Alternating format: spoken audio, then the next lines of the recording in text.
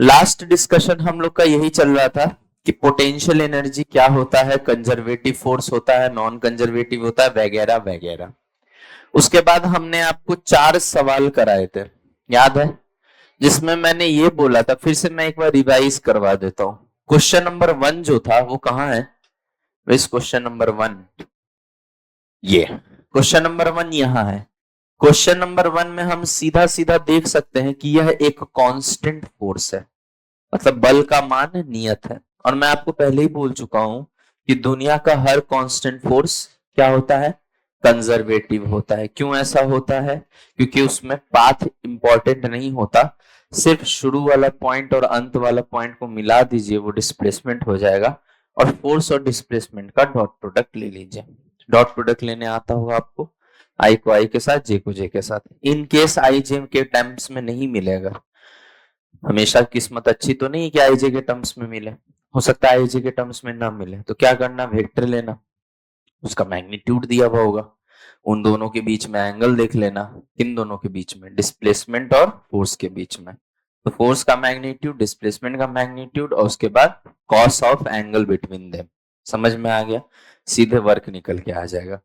इसी बात को मैंने शॉर्ट में समझाया था कि हमेशा फोर्स का वो कंपोनेंट लेना है, हमेशा फोर्स का वो कंपोनेंट लेना है जो डिस्प्लेसमेंट के डायरेक्शन में हो, या डिस्प्लेसमेंट का वो कंपोनेंट लेना है जो फोर्स के डायरेक्शन में हो। अब बच्चे अक्सर गलती क्या करते हैं, कंपोनेंट भी ले लेते हैं, कॉस थीटा भी ले लेते हैं। तो इसको क्या आप कहिएगा? बेवकूफी कहिएगा। ये काम मत करिएगा। कंपोनेंट लिए जैसे ही समझ में आ गया कि कॉस थीटा उसमें ऑलरेडी इंक्लूड हो चुका है, उसमें ऑलरेडी संलग्न हो चुका है। गॉट इट और नॉट? अब ध्यान से सुनिएगा, जब कांस्टेंट फोर्स मैंने लिया तो वर्क डन क्या आया? सीधे force into displacement, 3i cap plus 4j cap, मिलाया 18 जूल आंसर। दिमाग लगाने की आवश्यकता नहीं पड़ी। दूसरा क्वेश्चन हमने लिया था एक्स स्क्वायर आई कैप माइनस वाई जे कैप। ठीक है, हिंदी वालों तुम में भी तो ये 4 सवाल करा ही दिए थे ना मैंने, एक्स स्क्वायर आई कैप माइनस वाई जे कैप। ठीक है, उसके बाद मैंने बोला भाई छोटा सा डिस्प्लेसमेंट हमें नहीं पता है क्या होता है, तो हम डी एक्स आई कैप प्लस डी वाई जे कैप मान लिए। ये जनरल मेथड है, कुछ ना समझ में आए तो यही लगा देना, ठीक है ना। जैसे फॉर एग्जांपल कल हमारे पास एक बच्ची आई थी, बोली थी नहीं सर कांस्टेंट फोर्स है, फिर भी मुझे इसे इंटीग्रेशन से करने का मन है, तो नहीं हो सकता। मैंने बोला बिल्कुल होगा, आखिर रिजल्ट भी तो यहीं से आया था। जो कांस्टेंट फोर्स का रिजल्ट था उसमें आपको याद होगा कि एफ डॉट डीएस में से मैंने एफ को बाहर ले लिया था और डीएस का इंटीग्रेशन एस वेक्टर दे दिया था। गेटिंग माय पॉइंट और नॉट? तो बिल्कुल आ सकता है। तो बोले नहीं सर करके दिखाओ कैसे हो सकता है। हमने बोलो देख लो भैया, देखिए देखिए 2i cap plus 3j cap, ये फोर्स हो गया। डिस्प्लेसमेंट छोटा सा क्या मानेंगे हम, dx i cap plus dy j cap. लो देखो, अगर मान लो किसी को इस बात का ज्ञान नहीं हो, मान लो किसी बच्चे को ये बात ना पता हो कि कांस्टेंट फोर्स जो होता है कंजर्वेटिव होता है और सीधे पाथ से मतलब होता है, मान लो ये सब हमको नहीं पता होता, हमने तो तुमको पढ़ा दिया, जरूरी तो नहीं हर बच्चे को पता हो ये बात, लेकिन उसको ये पता है बस कि work F dot D S होता है, तो उससे भी हम काम चला देंगे। देखो ध्यान से, यहाँ डीएक्स आई कैप प्लस डीवाई जे कैप हो गया ना। अब अगर हम तुमसे वर्क पूछे बेटा, तो वर्क डन क्या बताओगी तुम? इंटीग्रेशन ऑफ आई को आई के साथ 2dx आ गया, प्लस जे को जे के साथ 3dy हो गया। अलग अलग कर लिया मैंने इंटीग्रेशन को, मतलब डिस्ट्रीब्यूट कर लिया। पता है ना integration of a plus b को हम integration of a plus integration of b लिख सकते हैं, पता है ना, ये सब बता रखा है बेसिक मैथ्स में। ठीक है, अब हमने बोला कि बेटा 2 को बाहर ले लोगे, बिल्कुल ले लेंगे। क्यों? क्योंकि ट्यू मैग्नीट्यूड है, क्लास से बाहर कर देंगे बात करने पे, फर्स्ट बेंच, मेरी नजर हर जगह होती है। समझ में आ रहा है? 2 को बाहर ले लेंगे, इंटीग्रेशन ऑफ क्या बन गया, dx बन गया। समझ में आया नहीं आया? प्लस 3 बाहर dy। गॉट इट और नॉट? अब ध्यान से देखिए, तो काम घूम फिर के वही हुआ है, फोर्स बाहर आ गया और डिस्प्लेसमेंट का इंटीग्रेशन हो गया। dx का इंटीग्रेशन क्या होता है, x कहां से कहां, 0 से 3, बोलो यार। अब y dy का इंटीग्रेशन क्या होता है, y कहां से कहां, 0 से 4, तो मेरे को तो ये सीधा 3 दूनी 6 और 4 3 12, 12 6 18, दिख गया आंसर। तो अगर कोई एकदम बोल रहा है कि नहीं सर हम तो ऐसे ही मेथड से करेंगे, तो इससे भी कर सकते हैं, लेकिन हमने तुमको कुछ बातें ऐसी बता दी जिससे तुमको डायरेक्ट बेनिफिट मिल जाए। डायरेक्ट बेनिफिट से मेरे कहने का तात्पर्य ये है बेटा कि जब हमको दिख रहा है सीधा सीधा, जब मुझे दिख रहा है सीधा सीधा कि डिस्प्लेसमेंट को हम dx i cap plus dy j cap बोल सकते हैं ना, dx i cap plus dy j cap हम डिस्प्लेसमेंट को बोल सकते हैं। अगर हमें साफ साफ दिख रहा है तो फिर हम तो सीधा बोलेंगे कि 2dx प्लस 3dy को इंटीग्रेट कर दो तो आंसर आ जाएगा। और नहीं तो अगर आपको नोट्स की बातें याद है तो जैसे ही कांस्टेंट फोर्स आप देखिएगा तो फिर आपको भेजा लगाने की जरूरत, सीधे बोलेंगे भाई कांस्टेंट फोर्स है, शुरू वाला पॉइंट देख अंत वाला पॉइंट देख। समझ में आ गया? शुरू वाला है 0 0, अंत वाला है 3 4, क्या हो गया 3i cap plus 4j cap. हो सकता है 0 0 0 होता, 3 4 2 होता, तो फिर उस केस में क्या हो जाता 3i cap plus 4j cap plus 2k cap हो जाता। समझ में आ रहा है या नहीं? उसके बाद डिस्प्लेसमेंट पता, फोर्स पता है, क्या करोगे आई को आई के साथ, जे को जे के साथ, के को के साथ, वर्क आ गया। नहीं आया? आ गया? बहुत जादुई आदमी हो तुम लोग। फिर हमने दिखाया दूसरा एक फोर्स जो वेरिएबल फोर्स है। आप देख सकते हैं एक्स भी बदल रहा है और वाई भी बदल रहा है ना, फोर्स भी बदलेगा। फिर इसका हमने वर्क निकाला और इंटीग्रेशन करके तरीके से सॉल्व किया। लगता है यार रब हो गया, मिट गया है नोट्स में आपके होगा। जब हमने इसको इंटीग्रेट करके निकाला तो वैल्यू आ गई, और जब हमने इंटीग्रेट करके वर्क डन निकाला तो हमने ऐसा रियलाइज कर लिया कि भले ही फोर्स वेरिएबल है लेकिन रास्ता जानने की जरूरत नहीं पड़ी, डायरेक्ट इंटीग्रेशन होकर आंसर आ रहा है। इसका मतलब यह है कि रास्ते से कोई फर्क नहीं पड़ता, मतलब वेरिएबल होते हुए भी इसमें किसके गुण है, कंजर्वेटिव फोर्स के गुण है ना, तो ये कंजर्वेटिव फोर्स है। तो कोई अगर कहे कि variable force is non conservative, ना, variable can be conservative, can be non conservative, but constant are always conservative।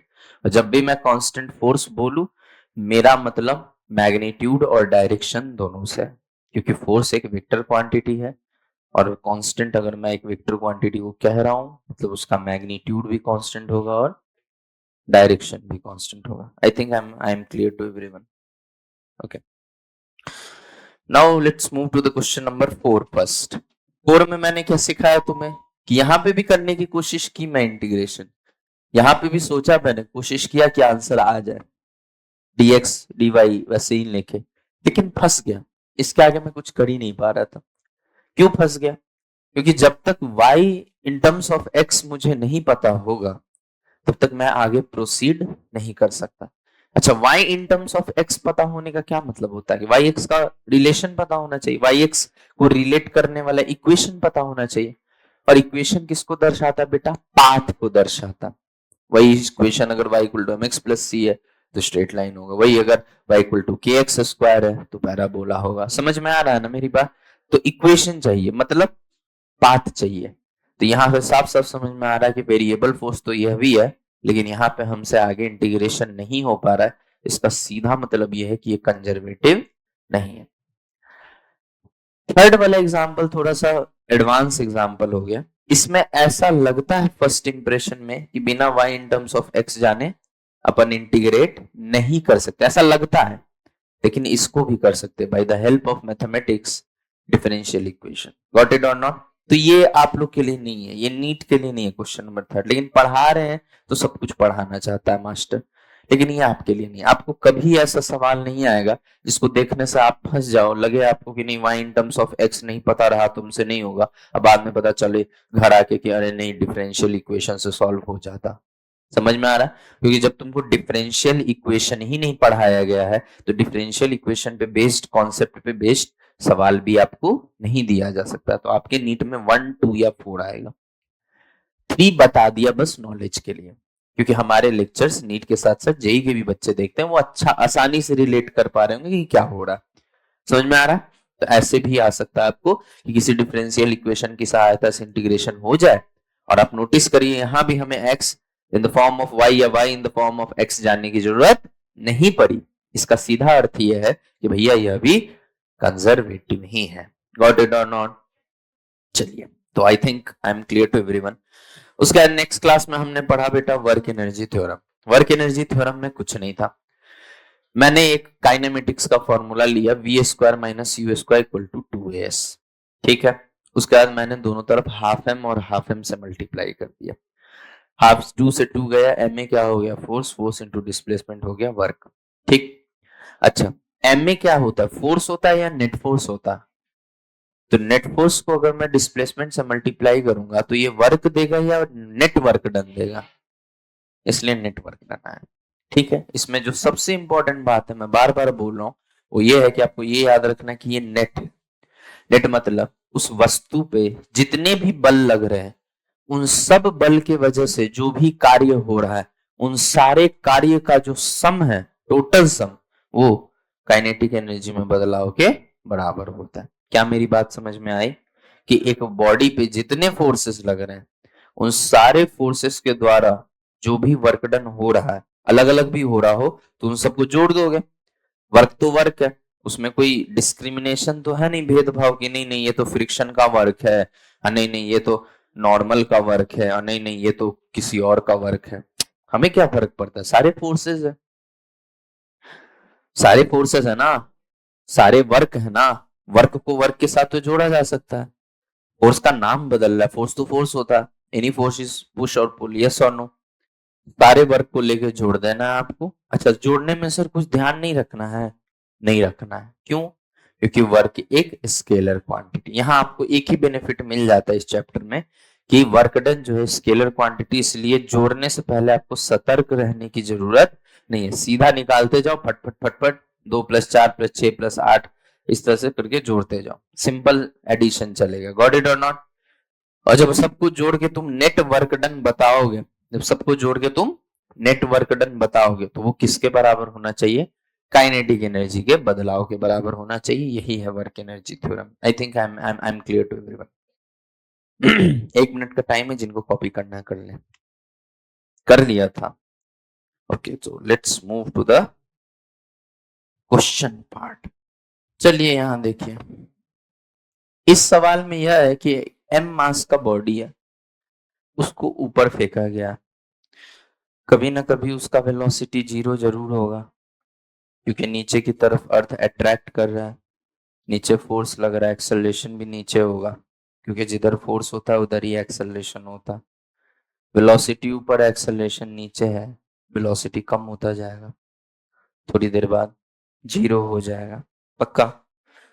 पूछा भैया मैक्सिमम हाइट कितना होगा, पहला सवाल। दूसरा सवाल, एक मास है, एक ब्लॉक है, एक गुटका है, जिसका द्रव्यमान यानी मास m है, ठीक है, उसको v0 स्पीड से दाईं ओर फेंका गया, मान लो स्पीड देके हट गए। थोड़ी देर बाद घर्षण बल के वजह से, फ्रिक्शन के वजह से इसकी गति धीमी होती जाएगी, धीमी होके ये रुक जाएगा। रुकने के बाद फिर चलेगा, क्यों? घर्षण बल लग के चलेगा नहीं, क्योंकि अब इस समय स्टैटिक फ्रिक्शन लग रहा होगा और वो 0 होगा। क्यों? क्योंकि तुम इसको चलाने की कोशिश ही नहीं कर रहे हो।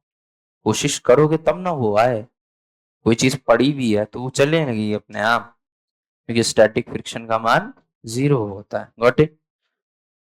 पूछा ये गया कि बताइए कितना दूर जाके रुकेगा, फ्रिक्शन कोफिशिएंट दे रखा था म्यू।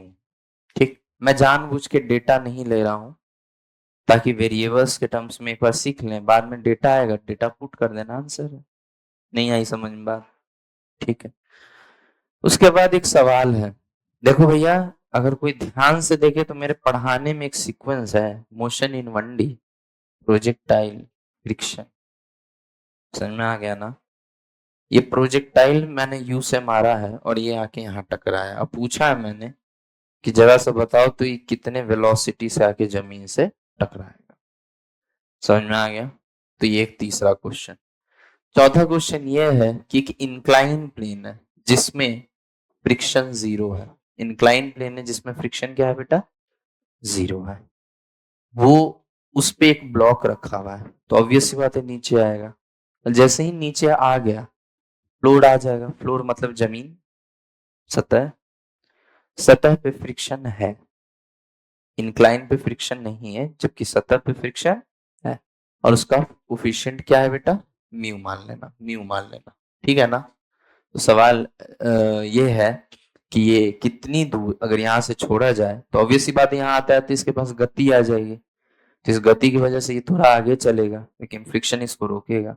तो पूछा था अगेन यही कि एक्स क्या होगा, कितनी दूर जाके ये रुक जाएगा। और सेम सवाल है, बस इसको टेढ़ा कर दिया गया। यहाँ पे यू गति दे दी गई है और टेढ़ा है, इंक्लाइन है। फ्रिक्शन का कोफिशिएंट म्यू के दे रखा है, फ्रिक्शन कोफिशिएंट म्यू के है, और बोला है ये ऊपर जा रहा होगा, थोड़ी देर बाद जाके रुक जाएगा। जहां तक जाके रुका होगा बताइए वो कितना दूर जाके रुका होगा। क्या मेरी बात सबको क्लियर है? तो एक्स का मान पूछा, चमकी कि नहीं चमकी? जल्दी जल्दी फटाफट करिए, आप करिए कि हम करें, तुमको पता ही है। चलो हम ये वाला एक कर देते हैं, बाकी सब तुम कर लेना। हम इन पूरे में से कोई दो सवाल करेंगे, अब तुम बताओ कौन से दो? प्रोजेक्टाइल वाला और ये वाला ऊपर वाला। बड़े नालायक हो यार, लेकिन तो चलो देखो, करेंगे तो हम पांचों।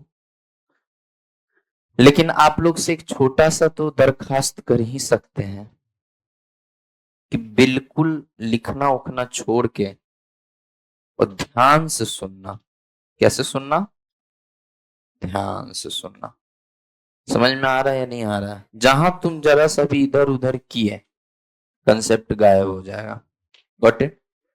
पेन फेंक दो। उड़ीसा से आए बच्चे, पेन फेंक दो। ठीक, अपने दोस्त को भी बोलो। ठीक, तीनों उड़ीसा वाला मिल गया है? यहाँ पटनायक की सरकार बनाएगा है, तुम वो उधर का आ गया जी। हम सोच रहे हैं उड़ीसा से ही इलेक्शन लड़े।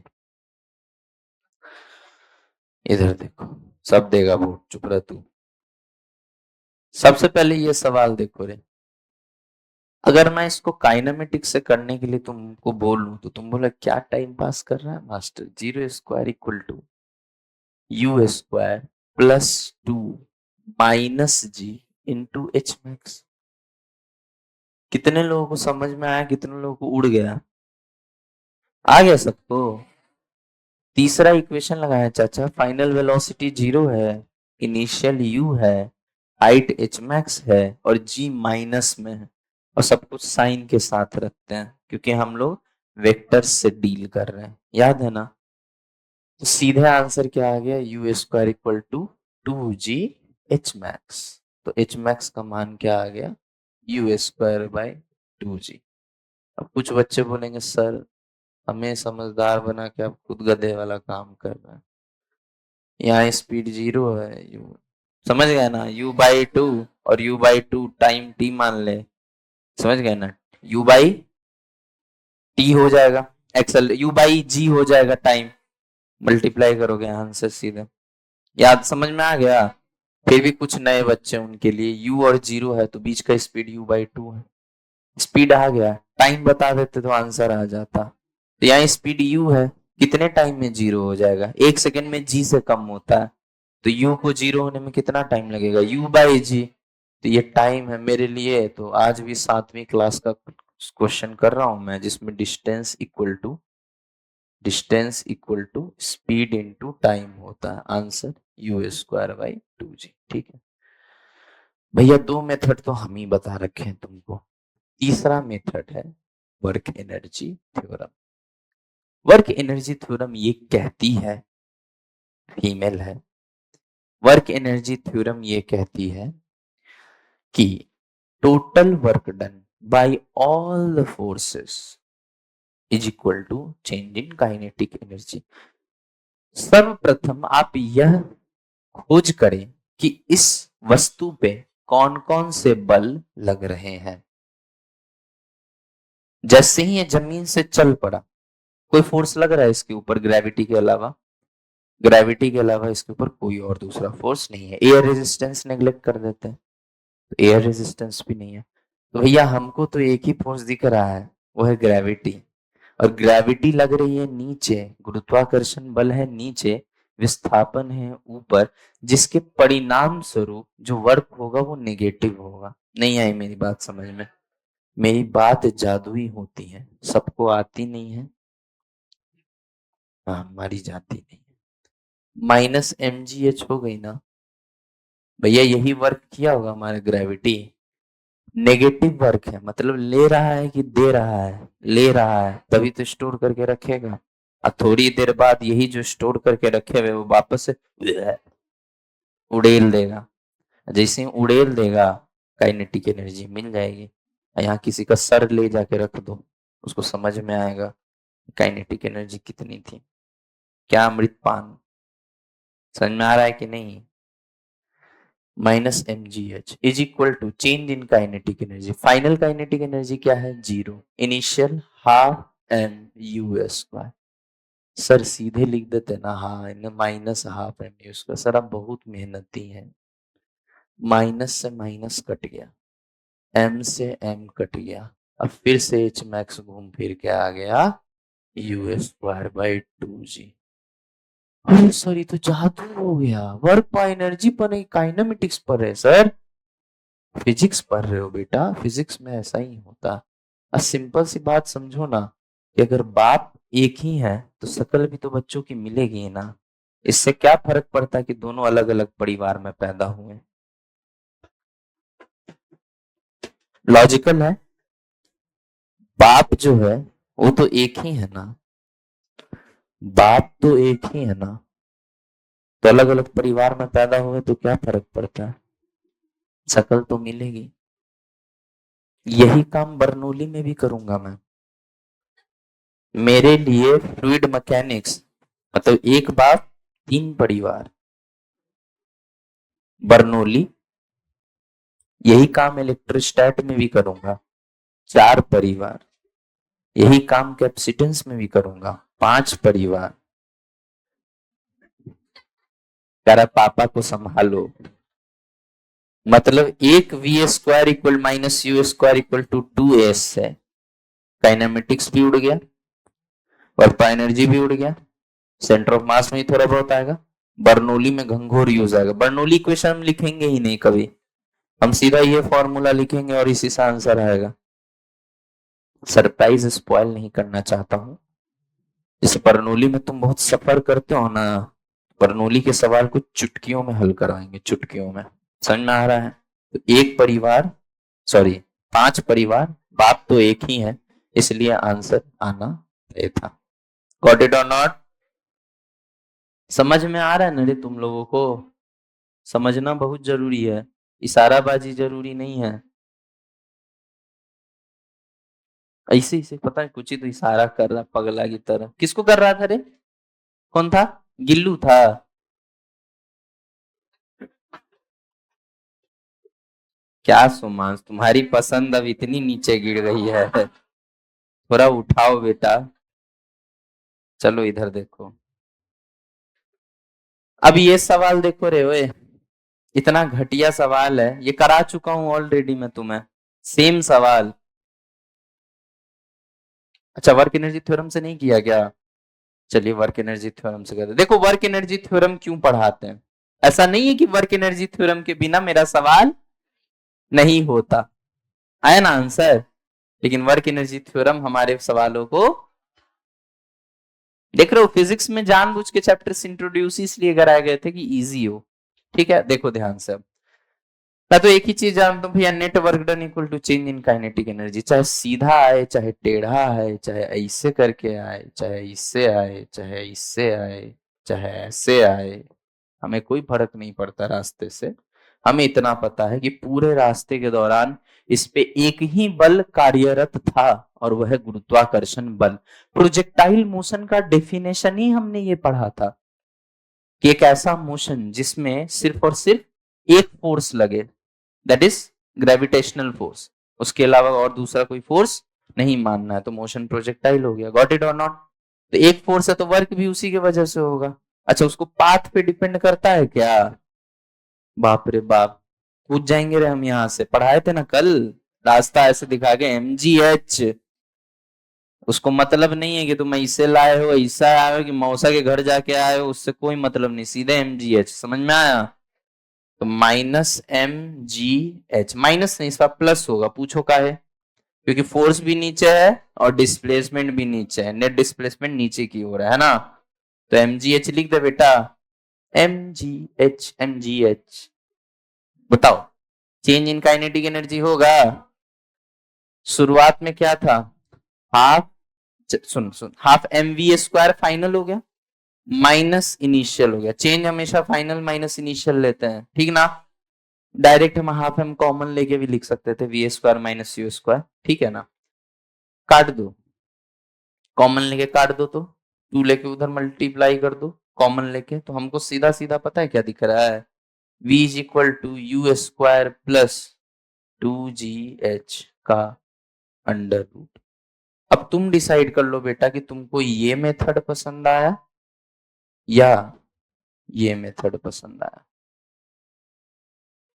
इसमें कम से कम 6 स्टेप है और इसमें पहला स्टेप है और दूसरा स्टेप आंसर है। नहीं आया समझ में? फिर से देखिए, mgh हाफ एम, एक काम करना, इसमें से एक काम कर, तू हाफ एम कॉमन ले ले, v² माइनस u² हुआ, m से m गया, हाफ से हाफ गया, हट बोलो रे, m से m भी गया, बोलो क्या हो गया? ये कुछ अलग सा लग रहा है भाई। हाँ, इक्वल टू, सॉरी गड़बड़ हो गई, m से m गया, 2 उधर चला गया, 2gh हो गया, और माइनस u² उधर जाके प्लस u² हो गया, तो v² दिखेगा u² प्लस 2gh, तो v क्या दिखेगा? इसका अंडर रूट। अच्छा v क्या है यहाँ? वेलोसिटी है या वेलोसिटी का मैग्नीट्यूड है? मैग्नीट्यूड है, यानी स्पीड है। समझ में आ रहा है? क्योंकि इंस्टेंटेनियस वेलोसिटी का मैग्नीट्यूड इंस्टेंटेनियस स्पीड होता है, हमेशा ट्रू नहीं है ये नहीं कि वेलोसिटी का मैग्नीट्यूड स्पीड होता है, ये रट मत लियो, एवरेज में गलत हो जाएगा, इंस्टेंटेनियस में सही होगा, ठीक है? यहाँ पे हम इंस्टेंटेनियस की बात कर रहे हैं, तो इंस्टेंटेनियस वेलोसिटी का मैग्नीट्यूड है वो स्पीड है, और उसका वैल्यू क्या है? u² plus 2gh। Be very careful, जब हम एनर्जी लिख रहे होते हैं तो उसमें v वेलोसिटी नहीं, वेलोसिटी का मैग्नीट्यूड रख रहे होते। क्यों? क्योंकि वेक्टर का स्क्वायर थोड़ी कर सकते हैं। नहीं आई बात समझ में? तुमको रिलेट हो रही है ना सारी बातें? हम कभी भी कुछ भी बोल सकते हैं, वेक्टर बोल देंगे, काइनेमेटिक्स बोल देंगे, तुमको लिंक करते चलना है, और ये उतना ही अच्छा होगा जितना अच्छा शॉर्ट नोट्स पढ़ाओगे और पढ़ोगे। तो शॉर्ट नोट्स पे बहुत अच्छा से काम करना है। देखिए बेटा, इस सवाल को हम ऑलरेडी कर चुके, अगर आपको याद हो तो बताइए, नीचे क्या आएगा? जी sine theta plus mu G cos theta. क्या मेरी बात क्लियर है? याद नहीं है ना? ये डायरेक्ट रिजल्ट बोला था, याद रखना, क्योंकि m से तो m डिवाइड ही हो जाएगा। नीचे क्या लग रहा है? mg साइन थीटा, और ऊपर जाने की वजह से काइनेटिक लग रहा है म्यू mg कॉस थीटा, और काइनेटिक में ये सब नहीं है टंटा कि जीरो है कि मैक्सिमम है कि कोई बीच का, कुछ नहीं। काइनेटिक मतलब सीधे म्यू mg कॉस थीटा। बोलो ना रे नालायक हो, तो सीधे mu mg cos theta plus mg sine theta, m common लेके डिवाइड कर दिया m से, तो net force by mass acceleration आ गया नीचे की तरफ। क्या आप तुम ईमानदारी से बताओ आंसर, u²/2 a के जगह g sine theta plus mu G cos theta नहीं आना चाहिए? तो मेरे लिए ये सवाल और ये सवाल सेम है, बस अंतर ये है कि एक बार a के जगह g आया, एक बार a के जगह म्यू जी आया, एक बार a के जगह QE/m आया। ये पढ़ा है तो काइनेमेटिक्स, ये पढ़ा है तो फ्रिक्शन, QE/m हो तो इलेक्ट्रोस्टैट, और ये आए तो इंक्लाइन प्लेन। यही करते हैं साले बुड्ढे, और उनको कुछ नहीं आता है। एक ही सवाल पकड़ेंगे आईआईटी का 10-20 साल पुराना, उसमें थोड़ा डेटा इजी करेंगे ताकि कैलकुलेशन हो जाए, उसको बना देंगे नीट का सवाल। समझ में आ गया? बता भाई, आंसर तो मुझे सीधे सीधे आंसर, मेरा बच्चा मतलब मेरा पढ़ाया बच्चा तो सीधे लिखेगा answer, u²/2 g sine theta plus mu G cos theta. दिमाग ही नहीं लगाया, बोला टाइम पास कर रहा है। लेकिन लेकिन समाज का ख्याल रखना है, और समाज के दायरे में अगर काम हम करना चाहते हैं, समाज के दायरे में अगर हम काम करना चाहते हैं तो वर्क एनर्जी थ्योरम लगा लेते हैं, प्रैक्टिस ही होगा यार। बोलो यार, यहाँ पे एक लॉट ऑफ फोर्स काम कर रहा है, फ्रिक्शन है ना बेटा? झापड़ खा जाओगे। एक और है, कौन है वो? नॉर्मल। और कौन है? एमजू। समझ में आ रहा है? एमजीयू का दो कंपोनेंट, एक ये वाला एक ये वाला, समझ में आया? चलो कलर चेंज कर देते हैं, एक काम करें, एमजी दिखाओ ही मत, क्यों पता है, खामखा कंफ्यूजन होगा, डायरेक्ट कंपोनेंट ही दिखाओ ना। ये एमजी का पैर परपेंडिकुलर वाला कंपोनेंट और ये एमजी का पैरेलल वाला कंपोनेंट, यानी जी साइन थीटा और ये जी कॉस थीटा है। समझ में आ रहा है ना? अब सुन ध्यान से, नॉर्मल किसको बैलेंस कर रहा है? इसको। तो नेट फोर्स जीरो वाई में, जब नेट फोर्स ही वाई में जीरो है तो वर्क डन क्या होगा? जीरो। समझ में आया? इस बात को दूसरे एंगल से भी सोच सकते थे। ओ हिंदी वालों, चर्सी, यहां देख ले, नीचे मत देख। इसको दूसरे एंगल से भी देख सकते थे। कैसे देख सकते थे? नॉर्मल और डिस्प्लेसमेंट में जो एंगल दिख रहा है वो 90 डिग्री दिख रहा होगा, यानी नॉर्मल का वर्क जीरो है, यानी नॉर्मल ना कोई एनर्जी दे रहा है ना ले रहा है, एनर्जी पार्टिसिपेशन उसका जीरो है। एनर्जी पॉइंट ऑफ व्यू से सिस्टम में पार्टिसिपेशन उसका जीरो है। इसका कदाचित यह मतलब नहीं निकालना कि नॉर्मल जीरो है या नॉर्मल का काम जीरो है, क्योंकि अगर नॉर्मल ना होता तो ये मोशन ना हो रहा होता। याद है ना? हाँ, भले वो एनर्जी के लेन देन में पार्टिसिपेट नहीं कर रहा है, ठीक है ना, कोई बात नहीं। अब ये क्या है वे? mg cos theta. ये भी क्या है? परपेंडिकुलर है फोर्स। किसका भी कोई वर्क डन होगा? नहीं, वर्क सिर्फ एक ही फोर्स का दिख रहा है। इन शॉर्ट दो फोर्सेस का दिख रहा है। कौन कौन से? फ्रिक्शन का और mg साइन थीटा का, क्योंकि ये मोशन के अलोंग है। और किस एंगल पे है बेटा? 180। लग रहा है नीचे जा रहा है ऊपर, तो वर्क क्या होगा? नेगेटिव होगा दोनों का।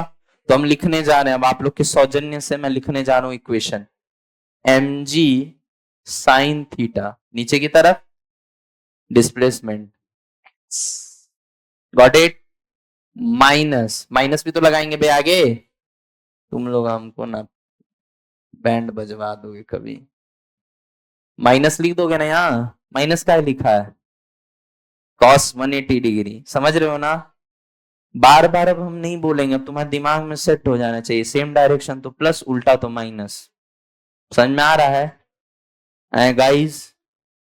भैंस, चलो माइनस आ गया। और अगला इसका फ्रिक्शन का बता, mu M g cos theta into x. कोई समस्या? और ये क्या होना चाहिए? Change in kinetic energy half m v square minus u square. तो वी क्या है? Zero square minus u square. Got it और नॉट? तो ये सीधा सीधा मुझे minus half m u square दिख रहा है। बोलो, पहले तो माइनस देख के हमको कुछ कुछ हो रहा है, पहले हटाओ इसको कॉमन लेके। साला नहीं आया समझ में? तो क्या रह गया? एक्स निकालना था ना तुम्हें, तो एक्स निकालो तो जरा। अच्छा, एम भी कॉमन लेके काट दे गया। अब तो तुम लोग इंटेलिजेंट हो चुके हो, टू को उधर भेज दो बे। तो एक्स कॉमन ले लिए, चलो सीधे सिंगल स्टेप में पगला जाओगे तुम लोग। नमक स्वाद अनुसार, बकैती औकात अनुसार। इसमें किसी को कोई समस्या है? और ये टू भी आ गया है तो इसको भी बगल में रख लो। भैया हमको भी रख लीजिए, या फिर मत रखो, बोलो तुम वहीं ठीक थे, मत आओ। बताइए, यहां तक कोई समस्या किसी को? पक्का? एक्स का मान बताइए, यू स्क्वायर बाई टू। अगला जी sine theta plus mu G cos theta. बताइए, आंसर पहले ही से लिख के बैठे रहते हैं, बट आपका इज्जत रखने के लिए, सवाल का इज्जत रखने के लिए हमने ये किया। सॉल्व एग्जाम्पल में पढ़ाते लोग आईआईटी के लिए जो पढ़ाते हैं, हम इसको नीट का नहीं समझते हैं। जो टीचर आईआईटी के लिए पढ़ाते हैं सॉल्व एग्जाम्पल में ये सवाल कराते हैं। पता नहीं क्या हो गया इस दुनिया को। तुमको आ गया ना समझ में? छापले टकले। अब एक दो कौड़ी का सवाल आखिरी में यह है, जो चीख चीख के कह रहा है हमको भी सॉल्व कर दो। करो ना रे, कोशिश तो करो, बेशर्मा हो, कोशिश करो। कोशिश करने से होता है, बाबा कहते हैं, करो, सब कुछ होता है। बस कोशिश पूरे दिल से करना है। हिमांशु तुम नहीं सुधरोगे बेटा, तुम में कुछ मैन्युफैक्चरिंग डिफेक्ट है। जल्दी करो, कुछ ज्यादा बोर्ड भर जाता है जी, हम पढ़ाते हैं तो। नहीं, कोई बात नहीं, जितना लिखोगे उतना ही आएगा।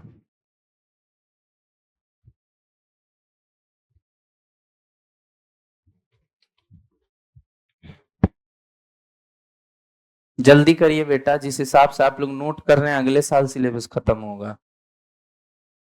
हो गया? हमने बोला जब हम पढ़ा रहे हो तो लिखना नहीं, मतलब हमको दिखना नहीं चाहिए लिखते हुए, समझ रहे हो ना? मतलब मेरी नजर पड़े तो मत लिखना, इसका मतलब यह है।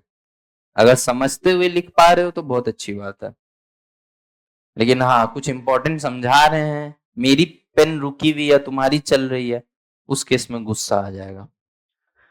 बताइए भैया, वर्क एनर्जी थ्योरम लिखने जा रहे हैं, जल्दी बताइए कौन कौन सा फोर्स लग रहा है। Sir, sir normal, sir normal, sir normal, normal sir. लिखेंगे नॉर्मल का वर्क? क्या है नॉर्मल से इतना क्या तुमको हेट है?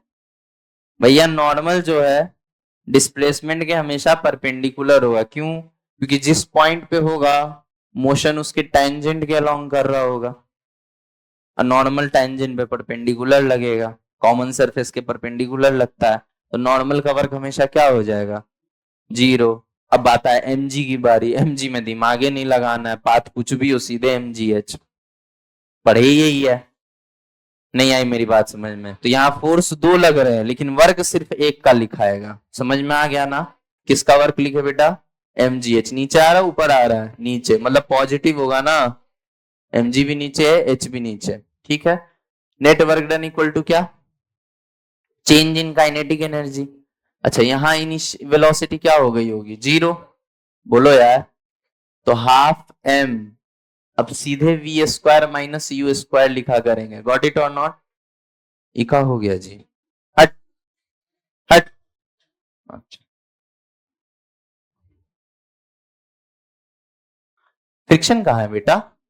हाँ फ्रिक्शन भी है, yes yes, I missed it, very sorry, मैंने मिस कर दिया बेटा। फ्रिक्शन यहाँ नहीं है, यहाँ तो है।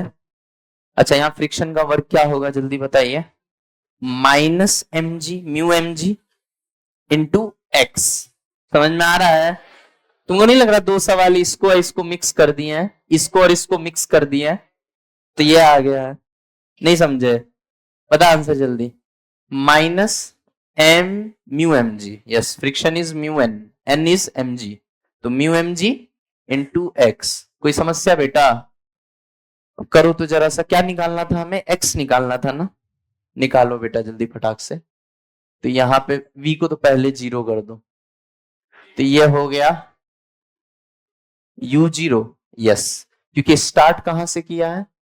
0 मीटर पर सेकेंड से छोड़ा गया है ना, फेंका थोड़ी गया, ड्रॉप का केस है ना। और अंततः भी स्पीड क्या है? जीरो, तो ये जीरो माइनस जीरो हो गया। ये तो खूबसूरती है। नहीं समझ में आया? यहाँ पे क्या किया गया है? छोड़ा गया, छोड़ा गया मतलब इनिशियल वेलोसिटी वही होगी जो हाथ की वेलोसिटी होगी। जब तुम छोड़ रहे हो तो हाथ की वेलोसिटी क्या है इस समय तुम्हारी? जीरो। कौन सा तुम बलून पे हो या फ्लाइट पे हो कि ऊपर नीचे जा रहे हो, तो क्या होगी इनिशियल वेलोसिटी? जीरो। फाइनल भी जीरो।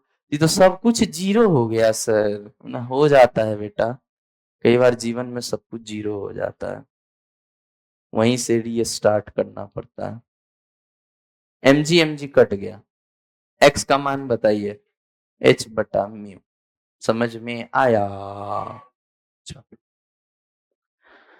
अच्छा गधे कैसे करते हैं इसको, गधा वाला तरीका एक बार दिखाएं, कंफ्यूज हो गए बेवजह का। करें? कर ही देते हैं एक में क्या, नहीं करें? चलो फिर तो तुम मना कर दियो तो नहीं, नहीं तो लेकिन एक क्वेश्चन करा देते तो ठीक लगता, तुमको थोड़ा अच्छा अच्छा लगता।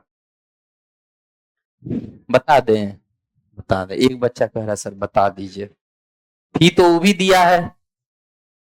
हाँ ठीक है, तो तुमको बता दिए ना रे, तुम्हारा वाला उसका उसको वाला बताने दो, सबका तुम ही रखोगे।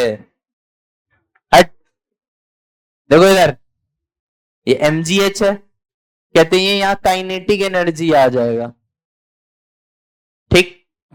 तो बाप को बताया गया होगा mgh equal to half m v square. पहले यहां से v निकालेंगे, और फिर v का वैल्यू क्या आएगा जल्दी बता। v का वैल्यू आ जाएगा, m से m घट गया, पहले ही पता है हमें क्या आने वाला था, बताओ। अंडर रूट 2gh आ गया, अंडर रूट 2gh, यार ये कुछ मिट गया, हाँ, अंडर रूट 2gh। समझ में आया कि नहीं आया। अब फिर अभी ये सवाल बन गया जहां v नॉट की वैल्यू रूट अंडर 2gh है। नहीं आई मेरी बात समझ में। अब ये सवाल सेम है, और फिर इस मेथड से पूरा सॉल्व किया, तो यहां भी आंसर क्या आ जाएगा, u की वैल्यू v, अच्छा इसका आंसर कहां है ये बताओ, यहां था ना, तो v क्या आ गया, अंडर रूट 2gh है ना, तो उसका स्क्वायर क्या आ गया, 2gh आ जाएगा। देखो ना रे, इस सवाल का आंसर ये था ना। अब v नॉट का मान क्या निकाला है, रूट अंडर 2gh, कैसे पता, यहां से पता, यहां से यहां तक के लिए कैलकुलेट किया, और उसके बाद तो ये इस बात को भूल जाओ, उसके बाद तो ये वाला सवाल बन चुका है, बोलो यार। सिंपल सी बात है, answer V square by 2 mu G होगा, बस अंदर ये है कि वी स्क्वायर की वैल्यू वी स्क्वायर ना होके 2gh का स्क्वायर होगी, बोलो पक्का ना, जल्दी बता।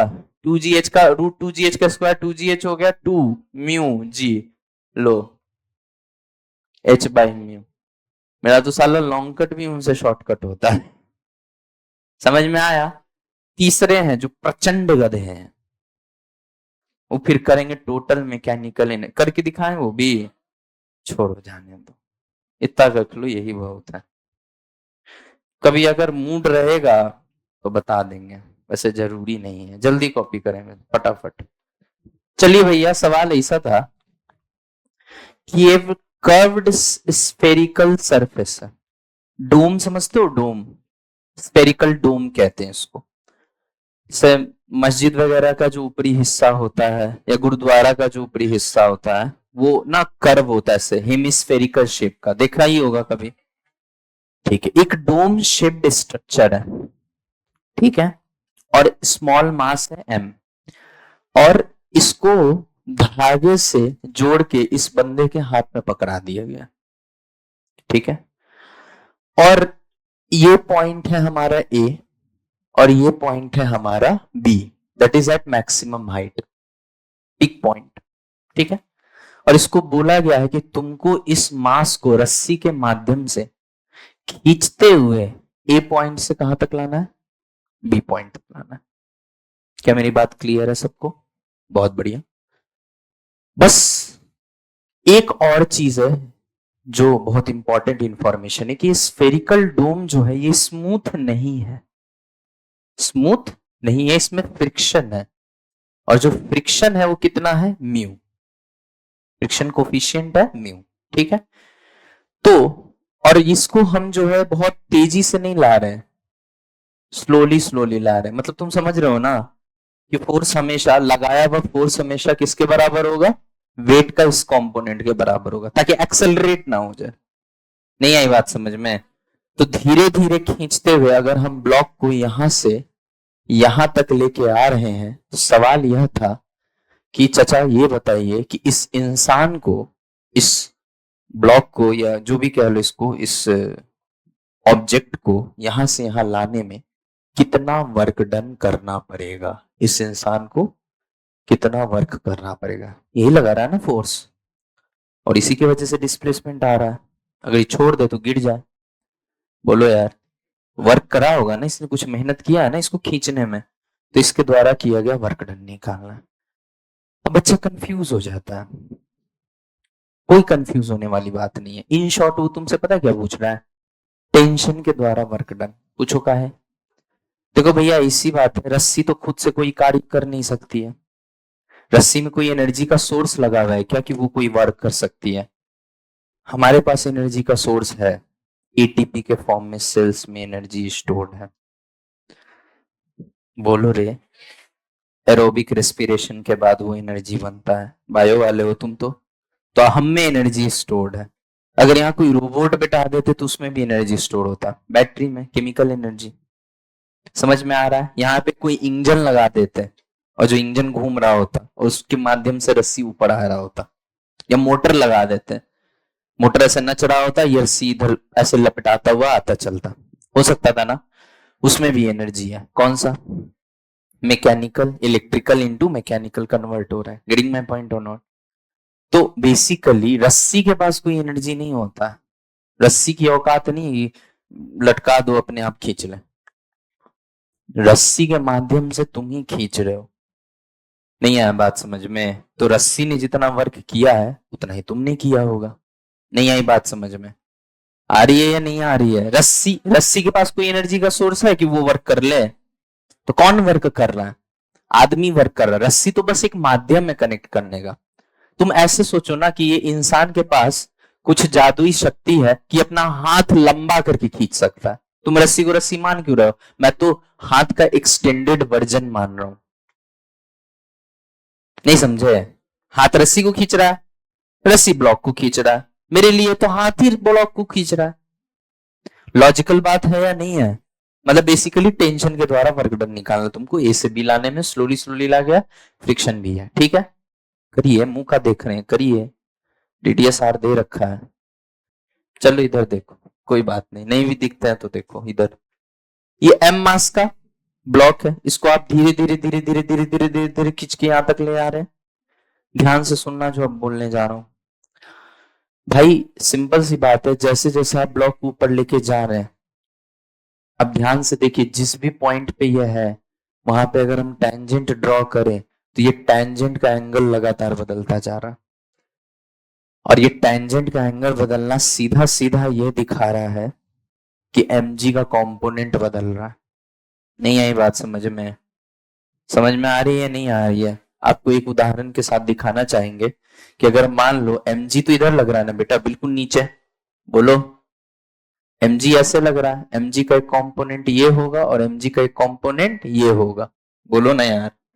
तो कंपोनेंट में मैं तोड़ने जा रहा हूँ mg को मैं कंपोनेंट में तोड़ने जा रहा हूँ, तोड़ दूं ना? तोड़ दो सर। एक कंपोनेंट ये वाला हो गया और एक कंपोनेंट ये वाला हो गया। Getting my point? ये mg के कंपोनेंट है। अब बच्चा जल्दीबाजी में क्या करता है, सुनिएगा ध्यान से, सीधे लिखता है इसको mg cos थीटा, इसको mg sin थीटा, क्योंकि उसको तो बीमारी है पुराना, वो भूल जाता है कि एंगल अब इंक्लाइन वाला नहीं है, चीजें बदल चुकी हैं। तो ध्यान से यहाँ पे नोटिस करो कि अगर ये थीटा है तो ये 90 माइनस थीटा है चचा। तो ये mg ऐसे लग रहा था ना, तो ये mg cos 90 माइनस थीटा है, क्योंकि आपने थीटा कहीं और से लिया इस बार। तो इस बार ये क्या हो गया, mg sin थीटा, और ये हो गया mg cos थीटा। क्या मेरी बात क्लियर है? अब ध्यान से समझ, जैसे जैसे थीटा बढ़ेगा cos थीटा बढ़ता नहीं है, घटता है। मतलब ज्यो ज्यो ये ऊपर आ रहा होगा वैसे वैसे ये वाला कंपोनेंट घट रहा होगा और ये वाला कंपोनेंट बढ़ रहा होगा। ठीक है, फोर्स वेरिएबल हो गया ना। हो सकता है कि ये घट ज्यादा रहा हो, ये बढ़ कम रहा हो, तो ओवरऑल फोर्स घट रहा है, तो जैसे जैसे ऊपर आएगा हमको कम फोर्स लगाना पड़ेगा। एक एजम्पशन लिया है, मैं श्योर नहीं हूं, वो तो हमको मैथ्स बताएगा आंसर कैसे आएगा, गॉट इट और नॉट? लेकिन एक एजम्पशन ले रहा हूं। या फिर हो सकता है ये जितना घट नहीं रहा है उससे ज्यादा ये बढ़ जा रहा है, तो ओवरऑल फोर्स बढ़ रहा है, तो जैसे जैसे ऊपर आएगा वैसे वैसे और कस के खींचना पड़ेगा। कुल मिला के ये समझ लो ना कि फोर्स वेरिएबल है। मेरा पर्पस ये समझाना है तुम्हें कि जैसे जैसे ऊपर जा रहा है टेंजेंट का स्लोप बदल रहा है, एंगल बदल रहा है, और अगर एंगल बदल रहा है तो कंपोनेंट्स बदल रहे हैं, और कंपोनेंट बदल रहा है मतलब जो फोर्स होगा वो वेरिएबल है। ये समझ में आ गया? बस यही समझाना मेरा मकसद था जीवन का। अब यहाँ पे ध्यान दे मेरे प्यारे बच्चे, यहाँ पे क्या लग रहा है, नॉर्मल लग रहा है। क्या हो गया आज बोर्ड को यार, ये बोर्ड में दिक्कत आ रही है। नॉर्मल ऐसे आ गया, और तुमको पता है किसी भी पॉइंट पे नॉर्मल जो होगा इसको बैलेंस कर रहा होगा, क्यों? वरना डूम में धस जाता या उड़ जाता। समझ में आया नहीं आया? तो सिंपल सी बात है, m की वैल्यू तो हम सीधा सीधा कह सकते हैं mg sin थीटा, और चूंकि ये फ्रिक्शन वाला है, क्योंकि ये फ्रिक्शन वाला है, इसलिए इधर की तरफ एक और फोर्स आएगा और वो क्या होगा, mu N, mu M g नहीं होता है, म्यू एन होता है, और वो कितना आ जाएगा, mu M g sine theta. अब शायद तुमको समझ में आ रहा होगा जो उस समय मैं कह रहा था कि जैसे जैसे थीटा बढ़ रहा है हो सकता है एम जी कॉस थीटा कम हो रहा है, क्योंकि थीटा बढ़ने से कॉस थीटा कम होता है। ये थोड़ी थोड़ी बातें आपको हमेशा याद रहनी चाहिए। थीटा बढ़ने से साइन थीटा बढ़ता है, tan थीटा बढ़ता है, cos थीटा घटता है। समझ में आ रहा है ना? तो जैसे जैसे थीटा बढ़ रहा है वैसे वैसे mg cos थीटा कम हो रहा है, परंतु mg sin थीटा तो बढ़ रहा है ना, तो म्यू mg sin थीटा भी बढ़ ही रहा होगा, यानी फ्रिक्शन इंक्रीज हो रहा है, वेट डिक्रीज हो रहा है। समझ में आ रहा है? वेट का वो कंपोनेंट जो पैरेलल है सरफेस के, वो कंपोनेंट डिक्रीज हो रहा है, फ्रिक्शन इंक्रीज हो रहा है। अब पता चला फ्रिक्शन जितना इंक्रीज हुआ उससे कहीं ज्यादा वेट डिक्रीज हो गया, तो ओवरऑल क्या हुआ, ओवरऑल तो डिक्रीज हो रहा है। फिर तुमको ऐसे भी पता है mu is a number less than 1। मान लो म्यू का वैल्यू 0.1 है, फ्रिक्शन लेस नहीं है लेकिन बहुत कम है, तो अब बताओ जितना वेट घटेगा उतना फ्रिक्शन बढ़ गया, उससे बहुत कम फ्रिक्शन बढ़ा, तो ओवरऑल तो घटा ना। नहीं आई मेरी बात समझ में? और ओवरऑल अगर फोर्स घट रहा है तो वेरिएबल है कि कांस्टेंट है? कुल मिला के बढ़ना घटना इंपॉर्टेंट नहीं है, समझना। कुल मिला के मैं तुमको बस ये बात फील करवाना चाह रहा हूं कि क्या तुम्हें ये बात की फील आ रही है कि जो फोर्स नीचे की तरफ लग रहा है वो कांस्टेंट नहीं है, वेरिएबल है। बस मेरा ये पर्पस है। अब वो बढ़ रहा है घट रहा है क्या हो रहा है भाड़ में जाए, बस तुमको ये देखना है कि भैया थीटा बदलने के साथ कॉस थीटा और साइन थीटा बदल रहे हैं, इसलिए फोर्स जो है वो कांस्टेंट नहीं है, वेरिएबल है। हम गारंटी से नहीं कर सकते कि फोर्स कांस्टेंट होगा, फोर्स वेरिएबल भी हो सकता है। मेरा पर्पस बस ये समझाना है, क्योंकि थीटा बदल रहा है तो कॉस थीटा साइन थीटा बदलेंगे ही सही, और वो बदलेंगे तो फोर्स बदलेगा ही सही। क्या मेरी बात सबको क्लियर है? बहुत बढ़िया। अब तुमको स्लोली स्लोली चलाना है बेटा। तो अगर तुमको स्लोली स्लोली चलाना है तो किसी भी पॉइंट ऑफ टाइम पे टेंशन जो है वो mg cos theta plus mu mg sin theta के बराबर होगा। क्या मेरी बात क्लियर है? अगर तुमको बॉडी को स्लोली स्लोली चलाना है तो तुमको ये कंडीशन चाहिए ही चाहिए हर पॉइंट ऑफ टाइम पे। मैं मानता हूं कि थीटा वेरिएबल होगा, बेटा लिखना मत अभी थोड़ी देर कुछ भी। मैं मानता हूं कि थीटा वेरिएबल होगा, मैं मानता हूं, तो उस हिसाब से टी भी वेरिएबल होगा। यस और नो? क्योंकि इन दोनों को हमेशा सेम मेंटेन करना है, क्योंकि बॉडी को स्लोली स्लोली लाना है। कुछ याद आया चेन वाला सवाल? लगातार वेट कम हो रहा था तो धीरे धीरे फोर्स भी कम करते जा रहे थे, क्योंकि स्लोली स्लोली चेन को चढ़ाना था। समझ में आ रहा है या नहीं आ रहा? बहुत बढ़िया। अच्छा, तुमसे क्या बोला गया है? बंदे का वर्क डन बताना। तो वर्क डन बाई बंदा equal to work done by tension, क्योंकि धागे की औकात है नहीं अपने आप काम कर ले। अगर धागा एनर्जी का सोर्स होता तो रखे रखे अपने आप धागा ऐसे खड़ा हो जाता। होता है क्या कभी कि रस्सी ऐसे लपेट के रखे में सांप की तरह खड़ा हो जाए? नहीं होता है। क्यों? क्योंकि उसके अंदर कोई एनर्जी नहीं होती। हमेशा याद रखिएगा, net work done by tension in a system is always zero. आगे इस पे डिटेल में बात करेंगे, ठीक है भाई? टेंशन कभी कोई वर्क नहीं कर सकता है, क्योंकि धागा सोर्स ऑफ एनर्जी नहीं है। अगर धागा कोई वर्क कर रहा है तो उसके पीछे जरूर कोई और रहा होगा। क्या मेरी बात समझ में आ गई? तो work done external he work done by tension होगा। चलिए भाई टेंशन का वर्क डन निकालते हैं। तो सर फोर्स वेरिएबल है सर, सीधे सीधे निकलेगा कि इंटीग्रेशन? इंटीग्रेशन तो टी डॉट डी एस लिख दें और इसको इंटीग्रेट कर देंगे तो वर्क आ जाएगा। एक एक स्टेप समझना है, ठीक है भैया? बहुत बढ़िया। टी की वैल्यू क्या आ जाए जल्दी बताओ? M g cos theta plus mu M g sine theta. बोलो समझ में आया? और छोटा सा डिस्प्लेसमेंट जो है वो डीएल है, अगर ध्यान से देखो तो। अब है भले ही एक कर्व पाथ, लेकिन उसका एक छोटा सा टुकड़ा क्या मैं स्ट्रेट लाइन मान सकता हूं? तो DL is a very short line, very small line. Yes और नो? अच्छा देखो, जो एलिमेंट मैंने लिया वो कैसे लिया? थीटा पे जाके डी थीटा का एलिमेंट लिया। ये एलिमेंट लेने का तरीका होता है, ये आपको समझना ही पड़ेगा। इसका कोई फॉर्मूला नहीं होता, ये आपको क्वेश्चन करने से ही आएगा, ठीक है? एलिमेंट लेने का स्टाइल होता है, वो स्टाइल आपको याद ही रखना पड़ेगा बेटा। और इसमें याद रखने जैसा कुछ है नहीं, लॉजिकल है कि भैया एक सर्कल को हम बहुत छोटे छोटे छोटे छोटे छोटे छोटे स्ट्रेट लाइन का बना मान सकते हैं ना। तो थीटा पे जाके डी थीटा एक एलिमेंट ले लिया, डी थीटा बहुत छोटा है, डी थीटा मतलब क्या, एंगल इज वेरी स्मॉल, तो ये टुकड़ा भी कितना होगा, very small, so I can treat it as a straight line. मैं इसको एक सीधी रेखा के बराबर मान सकता हूँ। अब मुझे तो दिख रहा है मेरा फोर्स इधर है और डिस्प्लेसमेंट भी इधर है, समझ में आ रहा है या नहीं आ रहा? फोर्स इधर नहीं है रे गधो, इस फोर्स को ही तो मेरा ये वाला फोर्स काउंटर कर रहा है। नहीं आई मेरी बात समझ में? क्योंकि स्लोली स्लोली चढ़ाना है और फोर्स किधर है, ऊपर, और डिस्प्लेसमेंट भी उधर ही है। देख लो फोर्स और डिस्प्लेसमेंट दोनों टेंजेंशियल है। Getting my point? तो टी डॉट डीएस, डीएस को डीएल लिख दें इंटू कॉस 0 डिग्री लिख दिया। ये बात किसी को दिक्कत यहां तक कोई? क्योंकि टेंशन और डिस्प्लेसमेंट दोनों एक ही डायरेक्शन में, हर पॉइंट पे देख लो, यहां पे भी एक ही डायरेक्शन में होंगे, यहां पे भी एक ही डायरेक्शन में होंगे, यहां पे भी एक ही डायरेक्शन में होंगे। यस और नो? बहुत बढ़िया। तो ये क्या आ गया जल्दी बता बेटा, m g cos theta plus mu n g sine theta, बोलो यार, इनटू डीएल को क्या हम लिख सकते हैं? अब देखो वेरिएबल अलग है, ऑपरेटर अलग है। वेरिएबल क्या है, थीटा, थीटा बदल रहा है ना हर स्टेप पे। ऑपरेटर क्या है, डीएल, तो डीएल को हमको बदलना है किसमें, डी थीटा के फॉर्म में। तो हमने सुना है डीएल क्या होता है, आर डी थीटा के बराबर। कहां पढ़ाया था, एंगल में, basic maths. Theta equal to l by r, arc length पता है, रेडियस पता है, ये दूरी तो आर ही होगी ना रेडियस के बराबर।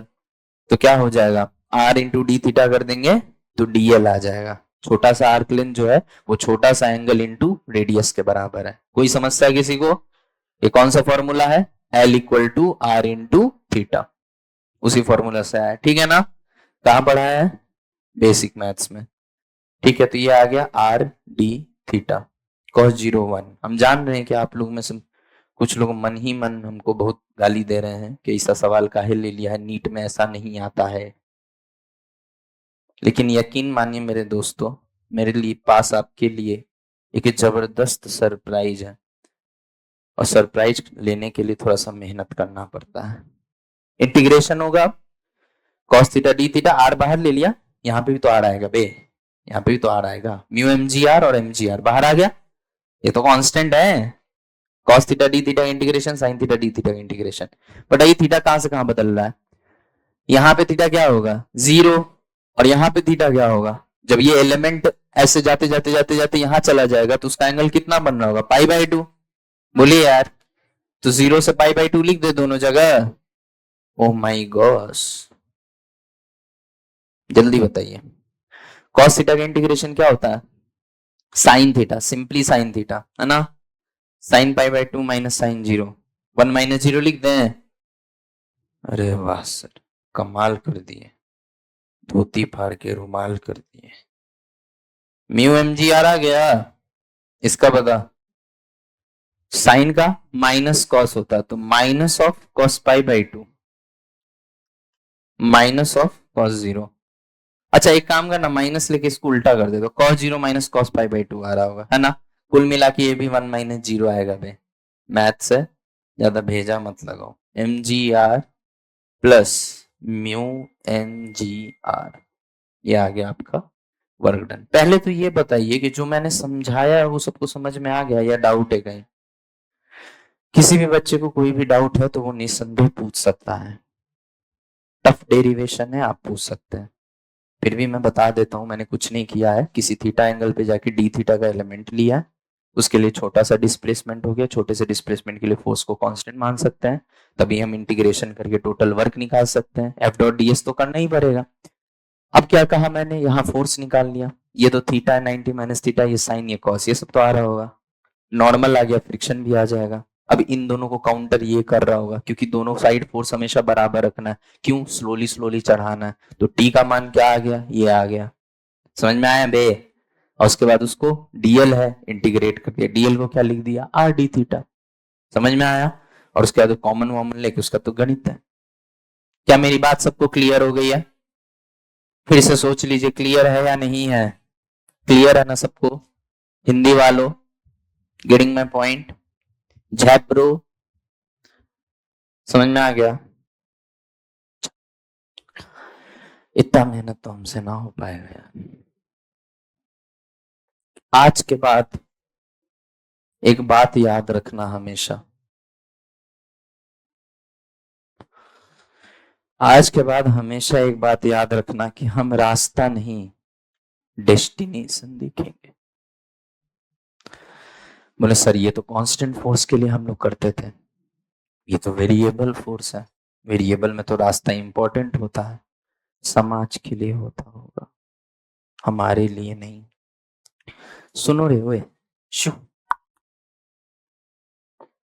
मेरी कॉपी मत करो। मेरे लिए ये ब्लॉक यहां आया है और उसके बाद यहां आया है। दुनिया को क्या दिखता है उससे मुझे कोई फर्क नहीं पड़ता है, मुझे क्या दिखता है उससे रिजल्ट को फर्क पड़ता है। नहीं आया बात समझ में? तुम ऐसे गए हो ना, ऐसे हो सकता है तुम्हारा कभी मूड करे तो तुम ऐसे भी जाओ, हो सकता है तुम्हारा कभी मूड करे तो तुम ऐसे भी जाओ, कह दो ये पैराबोला है। यही तो करते हैं फिजिक्स में, ये बना दिया पैराबोला तो आईआईटी एडवांस बन चुका है ये। समझ में आ रहा है कि नहीं? ये गोल दे दिया, पुराना आईआईटी का कोई सवाल या जेई मेन के लेवल का सवाल बन गया, सीधे दे दिया तो नीट बन गया। अभी अभी कराए रे ना लायक को, मुंह मत देखो मेरा, अभी अभी कराए यहाँ पे, कराया ना। मेरे लिए सब एक समान है भाई, भेदभाव नहीं करता हूं। मेरे लिए तो तुम ऐसे गए हो और ऐसे आए हो, क्योंकि तुम शुरू में यहां थे, जिस रास्ते से तुम गए हो अंत में तुम यहां पहुंचते। अगर मेरे रास्ते को भी फॉलो करो तो शुरू वाला पॉइंट ये था और अंततः तुम यहां पहुंचते। तो मेरे लिए तुम यूं और यूं गए हो। समझ में आया? बी स्टार यहां था। नीचे क्या फोर्स लगता है? mg, ऊपर n, क्या हो गया? mgn, mu mg, friction. नीचे mg ऊपर n, फ्रिक्शन म्यू mg। और ये कितना दूरी है बेटा? r, तो फ्रिक्शन का वर्क क्या हो गया? Mu mg r। Mu mg r हुआ ना फ्रिक्शन का वर्क, म्यू mg r। एक बात और, जब यहां चल रहा था तो mg का कोई वर्क नहीं था, फ्रिक्शन का वर्क है। mg का कोई वर्क क्यों नहीं है? क्योंकि फोर्स नीचे, डिस्प्लेसमेंट इधर है, परपेंडिकुलर है। बोलो हाँ या ना? दिमाग उड़ जाएगा, यहीं पे ध्यान रखना। mg नीचे, डिस्प्लेसमेंट इधर, mg का वर्क जीरो, तो इधर सिर्फ और सिर्फ किसका वर्क है? फ्रिक्शन का, म्यू mg r। अब यहां से यहां लेके जा रहे हैं, कोई फ्रिक्शन है? हवा में लेके जा रहे हैं हम तो, एयर फ्रिक्शन को इग्नोर कर रहे हैं। कौन सा वर्क? mg r। देखिए यही आंसर था।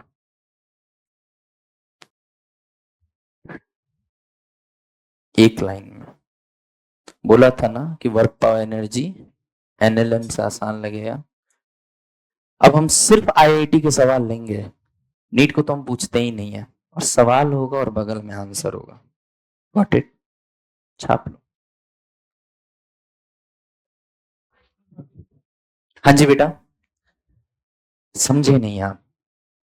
हमसे फ्रिक्शन का वर्क नहीं पूछ रहा है, हमसे उस एक्सटर्नल फोर्स का वर्क पूछ रहा है ना।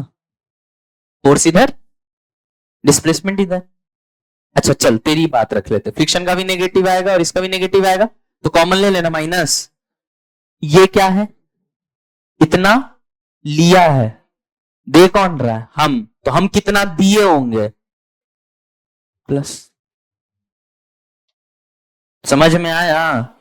और तुमको ये समझना चाहिए था कि हम फ्रिक्शन का वर्क थोड़ी निकाल रहे हैं, हम तो स्लोली स्लोली खींच के ला रहे हैं, तो हम अपना वर्क निकाल रहे हैं। नहीं समझे? मतलब हम ही जो पहले ऐसे ले आ रहे थे अब ऐसे ला रहे हैं। नहीं आई बात समझ में? तो मेरा वर्क तो पॉजिटिव हुआ, मैं फोर्स भी इधर लगा रहा हूं, डिस्प्लेसमेंट भी इधर आ रहा है। हाँ ये अलग बात है कि मेरे फोर्स का मैग्नीट्यूड जो है वो फ्रिक्शन के बराबर है, क्योंकि स्लोली स्लोली लाना है, लेकिन डायरेक्शन तो अपोजिट है ना। फील की मैं क्या बोल रहा हूं? तो फोर्स भी इधर, डिस्प्लेसमेंट भी इधर। उसी तरह से यहां भी mg का वर्क भी नेगेटिव होगा, लेकिन हम mg के वर्क की बात थोड़ी कर रहे हैं, हमसे mg का वर्क पूछा था, work done bye me this person, ये पूछा था ना बे। तो mg ऊपर, r भी ऊपर, तो mg r प्लस में।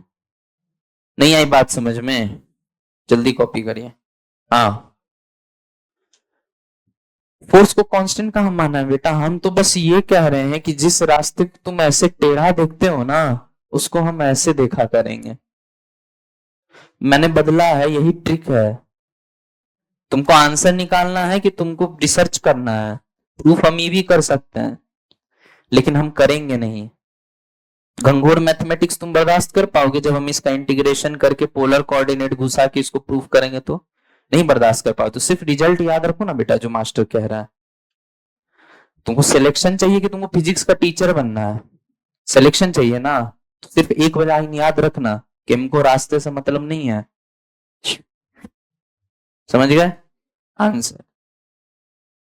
चलिए, ये एक सवाल तुम लोग को दिया है, ये इंक्लाइन प्लेन फ्रिक्शनलेस है, म्यू इक्वल टू 0 है, और यहां म्यू के है, मतलब इंक्लाइन प्लेन पे फ्रिक्शन नहीं है, यहां फ्रिक्शन है, और इसको यहां से ड्रॉप किया गया। ड्रॉप मतलब इनिशियल वेलोसिटी 0 होगी। तो पूछा था कहां तक जाएगा, फ्लोर पे कितना दूर तक जाएगा। ठीक है, इंक्लाइन प्लेन का लेंथ दे रखा है और बाकी चीजें भी दे रखी हैं। चलिए, ये सवाल आप करिएगा होमवर्क के में, कर लोगे ना बे? कुछ भी नहीं है, ये भी बताना पड़ेगा क्या? हमको तो नहीं लग रहा बताना पड़ेगा, लेकिन हो सकता है बताना पड़ जाए। अरे सीधा mgh equal to initial final कराए ना ऐसा, बस अंतर इतना है कि वहां डायरेक्ट हाइट दे दिए थे, यहाँ पे एल और थीटा दे दिए, तो तुम हाइट नहीं निकाल लोगे, एल साइन थीटा, तो mg एल साइन थीटा, ये तो वर्क हो रहा है, फ्रिक्शन है नहीं यहाँ, इक्वल टू 0 - 0 क्यों बोले समझे? क्योंकि शुरू में भी काइनेटिक एनर्जी 0 था और अंततः भी 0 होगा। देखो, गधों की तरह ये मत करना कि यहां से यहां कंजर्व करेंगे एनर्जी फिर यहां से यहां करेंगे ना, सीधा शुरू वाला और अंत वाला। समझ में आया ना? हमेशा याद रखिएगा, वर्क एनर्जी पावर के सवाल में हमेशा शुरू वाला को देखना और अंत वाले, क्योंकि स्टेप्स तुमको ऐसे मिलेंगे। कहां मिलेंगे बता दे रहे हैं, वर्ड टू वर्ड में भी मिलेगा, 2 स्टेप में सवाल सॉल्व किया हुआ, मॉड्यूल में भी मिलेगा, 2 स्टेप में सवाल सॉल्व किया हुआ, पीवाईक्यू में भी मिलेगा, 2 स्टेप में सवाल सॉल्व किया। गधे हैं ना, पहले यहां से यहां एनर्जी कंजर्व करेंगे फिर यहां से यहां एनर्जी कंजर्व करेंगे। ये गधापंथी तुम्हें नहीं करना है। समझ में आ गया ना? तुम सीधा शुरू वाला देखोगे और अंत वाला देखोगे। क्यों? क्योंकि तुमको पता है कि एनर्जी तो कंजर्व ही रहना बीच में। क्या मेरी बात लॉजिकल है? एनर्जी तो टोटल कांस्टेंट ही रहेगा ना, कंजर्व ही रहेगा ना। ज्यादा ज्यादा क्या होगा, फ्रिक्शन कुछ एनर्जी खा जाएगा, तो किस फॉर्म में खाएगा? हीट लाइट साउंड के फॉर्म में। निकालेंगे कैसे? फ्रिक्शन का वर्क निकाल दू तो नहीं वो खा रहा होगा। नहीं समझ में आया?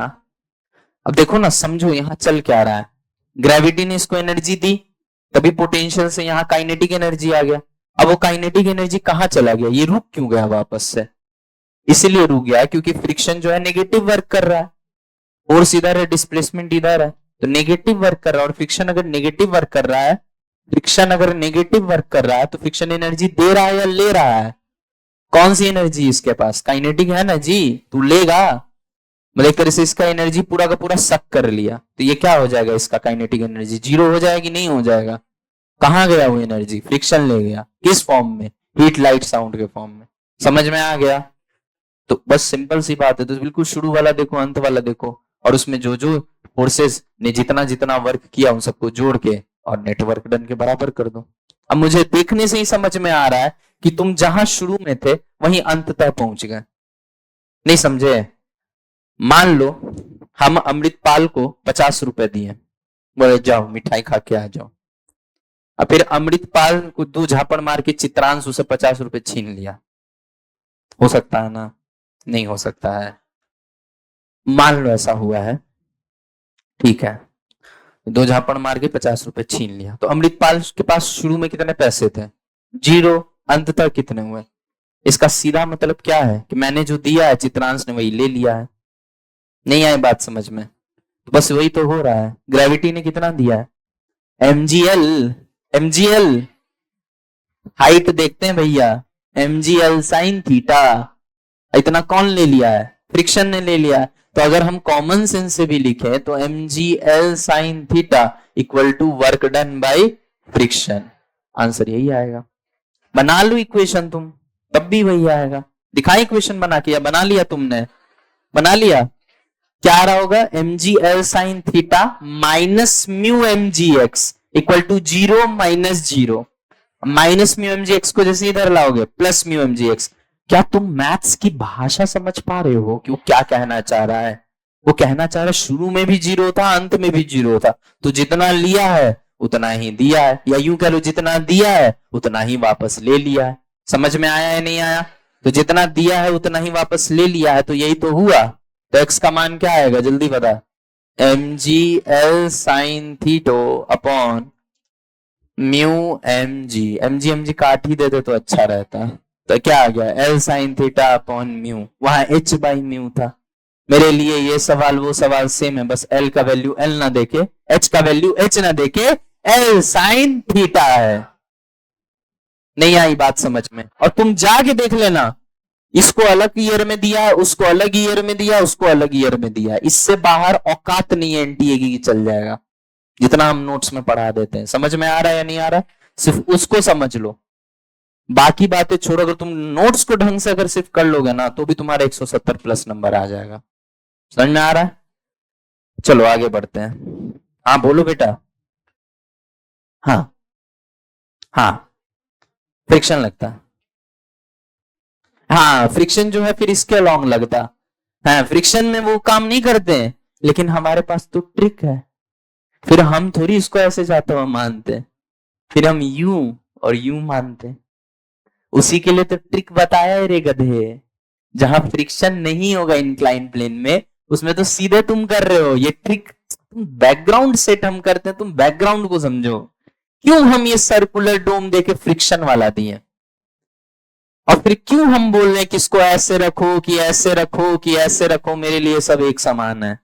क्योंकि कहीं ना कहीं हम फील्डिंग सेट कर रहे हैं कि भविष्य में हो सकता है कि हम ऐसा सवाल दे दे तुमको कि इस पे भी फ्रिक्शन है, अब इस पे भी फ्रिक्शन है, दोनों पे फ्रिक्शन है, तो तुम तो पागल हो जाओगे करते करते। मेरे लिए ये सवाल पता है क्या है, हट, मेरे लिए ये सवाल ये है। समझ में आया कि नहीं आया? कराऊंगा अभी आगे ऐसे ही सवाल करूंगा, गॉट इट और नॉट? चलिए, अब जब बात निकली ही है तो दूर तलक जाएगी। देखो सोमान, जो तुम्हारे मन में आ रहा था वही हमारे नोट्स का अगला सवाल है। बताओ हम अंतर्यामी है कि नहीं है? चलो, सोच रहे टीचिंग छोड़ के बाबा बन जाए, बहुत स्कोप है। बाबा फिजिक्सानंद,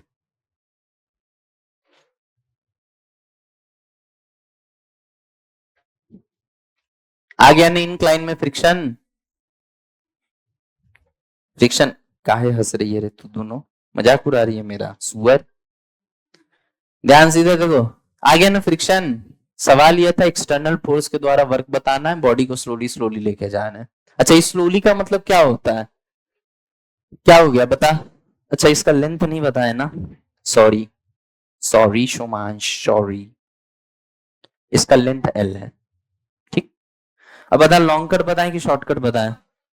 लॉन्ग कट से एक बार बना देते हैं एक सवाल, हालांकि बना चुके हैं लेकिन फिर भी बना देते तुम्हारी तसल्ली के लिए। देखो रे इधर, जहां तक वर्क डन है mg का, तो mg का वर्क डन क्या होगा, उसको मतलब ही नहीं है पाथ से, सीधा mg h, h क्या है, l sine theta, mg l sine theta.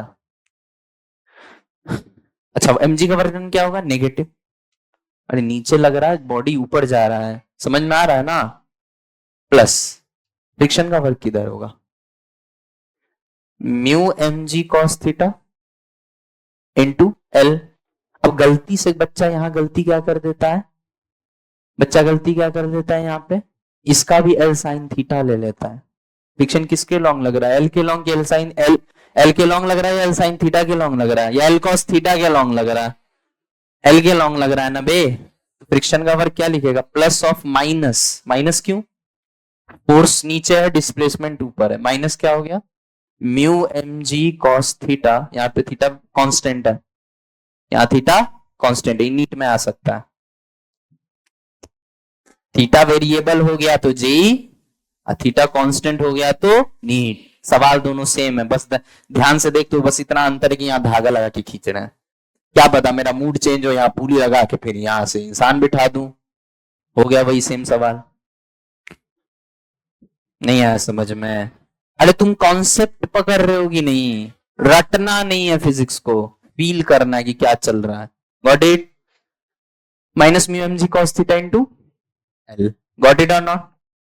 अच्छा, जितना इन दोनों ने मिलकर नेगेटिव वर्क किया है उतना ही मेरा फोर्स पॉजिटिव वर्क किया होगा, क्योंकि स्लोली स्लोली चल रहा है।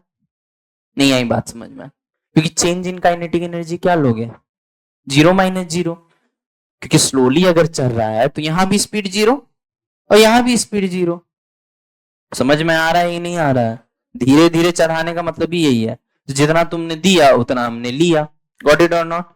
तो सिंपल सी बात है, इसके बाहर एक माइनस लगा दो। क्या यही मेरा work done by external force होगा? इसको मैंने एनालिटिकली डिराइव किया। एनालिटिकली डेरिवेशन इसी को कहते हैं। कोई समस्या तो नहीं है बेटा? ठीक है।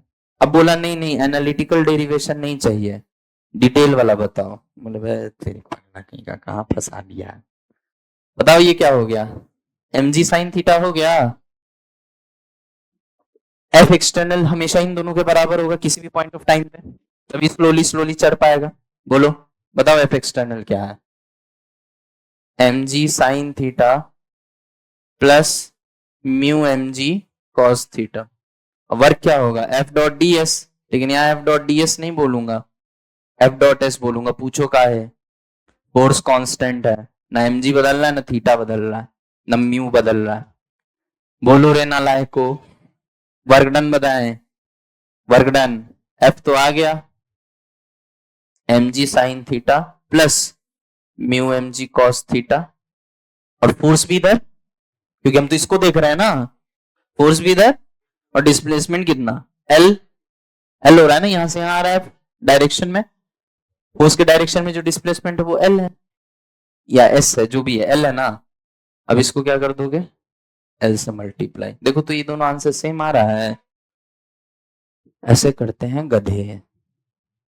अब दिखाते समझदार वाला तरीका कि मेरे लिए पक्का एल है, ये थीटा है, जे का होगा? जे, जे होगा एल कॉस थीटा, जे की होबे एल साइन थीटा होबे। बोलो हाँ या ना? आंसर खत्म। एम जी एल कॉस थीटा, म्यू भी लगाओ sir, friction mu plus m G L sine theta. समझ में आया? छाप लो। एक और मेथड से बताएं, वर्क एनर्जी थ्योरम से। बोला था लेकिन बताया नहीं, कल लिख के दिखाऊं? बोलो तो लिख दूं? कुछ नहीं करना है बेटा, ये फॉर्मूला वॉर्मूला का कोई खेल नहीं है, दोनों का वर्क लिख के 0 माइनस 0 कर दो, आंसर आ जाएगा। नहीं करें? ये कर दे? कर ही देते। अब जब इतना मेहनत किया ही है तो एक चिप्स का पैकेट भी ले ही लो मालिक। देखो रे ओए, वर्क एनर्जी थ्योरम मेरा ये ब्रह्मास्त्र है, जहां कुछ नहीं चलता वहां ये चलता है। समझ में आया? देख भाई, यहां 3 फोर्स कार्यरत हैं। पहला mg, दूसरा फ्रिक्शन, तीसरा मैं जो लगा रहा हूं। तीनों का कुछ ना कुछ वर्क होगा। Work done by external force नहीं पता, यही तो निकालना है। क्योंकि देखना एलएचएस में वर्क डन नहीं, work done due to all the forces लेते हैं, है ना? ये नहीं पता। प्लस आगे mg का वर्क बता। mgl साइन थीटा लिखे सीधे? mgl साइन थीटा नहीं लिख सकते, माइनस mgl साइन थीटा होगा। बोलो इसमें किसी को कोई डाउट? भैया सीधी बात है, mg इंटू एच होता है, उसको मतलब ही नहीं है रास्ता क्या है, और h जो है वो l साइन थीटा है। बोलिए हाँ या ना। और माइनस इसलिए लिया है क्योंकि फोर्स नीचे और डिस्प्लेसमेंट ऊपर है, बॉडी नीचे से ऊपर की ओर जा रहा है ना। बोलो रे, तो minus M G L sine theta ही होगा ना। बहुत बढ़िया। मैंने क्या बोला था तुमको कि सिर्फ तुमको ये हाइट देखना है, नहीं याद है? ऐसे करके टेढ़ा मेढ़ा बना के बोला तुमको सिर्फ ये वाला देखना है, याद है ना? और फोर्स नीचे डिस्प्लेसमेंट ऊपर है तो क्या होगा? नेटवर्क क्या होगा? नेगेटिव होगा। प्लस फ्रिक्शन का वर्क बता, minus mu M g cos theta into, अब एल साइन थीटा लेंगे कि एल लेंगे? एल लेंगे क्योंकि फ्रिक्शन इसके अलोंग काम कर रहा है, समझ में आ रहा है ना? तो plus minus mu M g cos theta into l. कोई समस्या? नेगेटिव वर्क क्यों आया है? क्योंकि फ्रिक्शन नीचे लग रहा है, डिस्प्लेसमेंट ऊपर है। बोलो रे नालायको। This is net work done equal to change in kinetic energy. यहाँ पे भी स्लोली स्लोली चल रहा है ना, तो यहाँ पे तो जीरो था ही वेलोसिटी। बोलो। और जहां तक ले जाओगे वहां भी वेलोसिटी जीरो ही मानोगे। क्यों? क्यों जीरो मानेंगे? क्योंकि स्लोली स्लोली चल रहा है, वेलोसिटी नेग्लिजिबल है। यही मतलब होता है स्लो होने का, कि जहां छोड़ा वहीं रह के रुक जाए। जीरो माइनस जीरो, जरा देखो तो आंसर क्या आ गया? Burden by external force. कितना तरीका से बताएं यार, तुम बताओ ना कितना तरीका, और बताएं। इतना काफी होना चाहिए तुम्हारे लिए।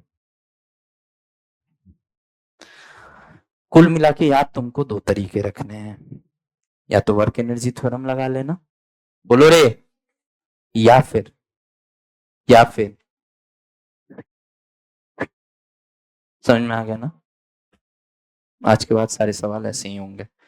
नहीं तो देखो ना, कांस्टेंट फोर्स है, कांस्टेंट फोर्स इनटू डिस्प्लेसमेंट से भी आंसर आ रहा है। कुछ भी कर लो आंसर आ जाएगा, बस करना वही जो हम बताए हैं, अपना दिमाग मत लगाना सोमांस की तरह।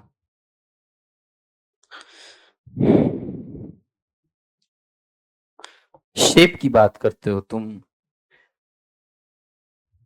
लोग शेप की बात करते हैं। देखो, अब जो हम शेप देने वाले हूं, देख के तुम्हारा दिमाग ही खराब हो जाना है।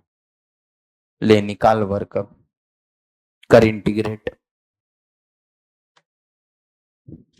निकाल, कर। कौन सा शेप है ये? अभी मत बोल देना शेप ऑफ यू। गाना है रे, गाना। हाँ, ये एम मास है, ये एक्सटर्नल फोर्स लग रहा है। पूछे चाचा वर्क बताइए, हमको मतलब ही नहीं है, हमें ये पता था एल है और ये पता था एच है।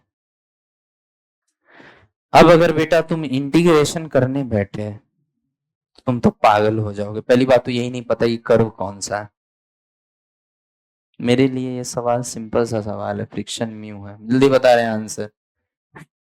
Answer mu M G l plus m g H.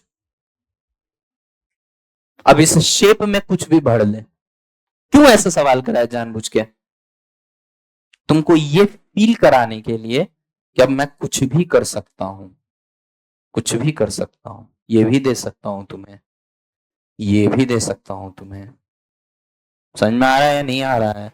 ये भी देख सकता हूं तुम्हें, इन सब से कोई फर्क नहीं पड़ता। वो फिजिक्स सिखा देंगे ना कि स्टूडेंट तो छोड़ो, तुम टीचर पे भारी पड़ जाओगे। इस बात का खुला चुनौती है मेरा, समझ गए? अब एक बच्चा है, बोला सर जी आईआईटी, आईआईटी सर। आधा ही लेते हैं, इधर का लेके अचार लगाओगे। y इक्वल टू के एक्स स्क्वायर दे दिया तो सर, अब बोलते एक पॉइंट P तक लेके गए हैं। तुम काहे आ गई बे, तुमको किसने बुलाया? पारो। अब बोला सर इसका कोऑर्डिनेट दे रखा था 2,0। बोलता सर यहां से यहां तक लेके जाने में वर्क बताइए तो सर, ये कोई क्वेश्चन है? करो इंटीग्रेशन, कर। 0,2 होना चाहिए। नहीं ठीक तो है रे, 2,0 ही तो होगा, है सुअर। ऊपर वाला का कोऑर्डिनेट नहीं है, इसके प्रोजेक्शन का कोऑर्डिनेट है। नहीं आया समझ में? मतलब ये 2,0 है, मतलब इस पॉइंट से अगर परपेंडिकुलर गिराएंगे तो एक्स एक्सिस पे जहां इंटरसेक्ट करेगा उस पॉइंट का कोऑर्डिनेट 2,0 है। समझ में आ रहा है या नहीं आ रहा है? अब गधे तो इंटीग्रेशन करके पागल हो जाएंगे, समझदार क्या करेंगे कि भैया जैसे ही देखेगा ये 2, मान ले के का वैल्यू भी 1 दे रखा था, तो भी क्या याद रखेगा, तो y का मान क्या हो गया 4। नहीं आए बात समझ में यार? अब तुमको y पता है, x पता है, तो इस पॉइंट का कोऑर्डिनेट नहीं पता है 2,4। बोलो आया ना? और जैसे ही पॉइंट का कोऑर्डिनेट पता चल गया, बात ही खत्म हो गई मेरे लिए। तो ये सवाल ये है, ये चमगा। अच्छा बोल देंगे कि फ्रिक्शन वाला है सरफेस, कोई दिक्कत नहीं है, म्यू म्यू एम जी ट्यू, म्यू एम जी ट्यू प्लस एम जी 4। बताओ, फिजिक्स वो जो दीवाना बना दे।